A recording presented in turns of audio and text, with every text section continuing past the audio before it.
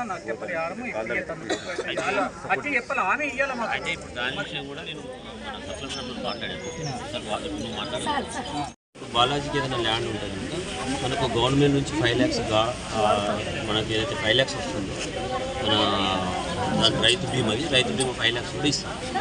అదేవిధంగా ఆ విలేజ్లో ఏదైనా విలేజ్లో ప్లాట్ ఉంటే కనుక ప్లాట్ విలేజ్లో ప్లాట్ కూడా ఇస్తాం. లేదో విలేజ్లో ప్లాట్ లేకపోతే ఆల్టర్నేట్గా టౌన్లో కూడా ఇస్తాము. ఒకవేళ ఇల్లు అక్కడే ప్లాట్ ఉందనుకోండి అక్కడ ఇందిరమ్మ ఇల్లు కూడా ఇవ్వడానికి మేము ట్రై చేస్తాము. శాంక్షన్ అయితే చేపిస్తాము. అదేవిధంగా టౌన్లో ఒకవేళ అక్కడ ఇల్లు లేదా అక్కడ ప్లేస్ లేదనుకోండి టౌన్లో కూడా సర్చ్ చేస్తాము. టౌన్లో కూడా ప్లేస్ ఇవ్వడానికి అయితే మేము మ్యాక్సిమం ట్రై చేస్తాము. 100% చేస్తాము. ఇక్కడ ఒకవేళ అక్కడ ప్లేస్ లేకపోతే ఇక్కడ ప్లేస్ ఇచ్చేసి ఇక్కడ ప్లేస్ ఇచ్చి ఇందిరమ్మ ఇల్లు కూడా కట్టిస్తాము. ఫైనల్ రిపోర్ట్ ఎఫ్ఐఆర్ ఇవన్నీ అయిపోయిన తర్వాత పోస్ట్ ఆపత్ బంధు కింద మాట్లాడుతున్నారు కదా, ఎన్ని కొడుతున్నారు. ఎమ్మెల్యే గారితో మాట్లాడి గవర్నమెంట్ లెవెల్లో నాయకులు మాట్లాడినప్పుడు ఆపత్ బంధు కూడా వస్తుంది. 50,000 అయితే ఆపత్ బంధు 50,000 కూడా 50,000 కూడా మనం డిపార్ట్మెంట్ గురించి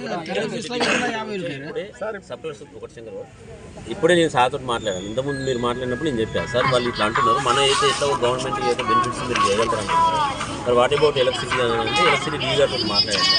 ఎలక్ట్రిసిటీ మాట్లాడితే ఏమని ఆ కాంట్రాక్టర్ ఎవరు ఉంటారో కాంట్రాక్టర్తో కూడా ఏదన్నా ఇవ్వడానికి కూడా సార్ ఒప్పిస్తారు. ఏదన్నా కాదు సార్ అది ఎంత అనేది ఇప్పుడు ఇవన్నీ చెప్పారు. స్పందన ఏదైతే సంబంధించిన అధికారులపై ఏం చర్యలు తీసుకుంటారు? అయితే మీరు ఏదైతే అంటున్నారు మేడం, ఏదైతే సంబంధించిన అధికారులు అంటున్నారో దాని మీద టోటల్గా ఇప్పుడు మన వీళ్ళు కూడా ప్రభుత్వ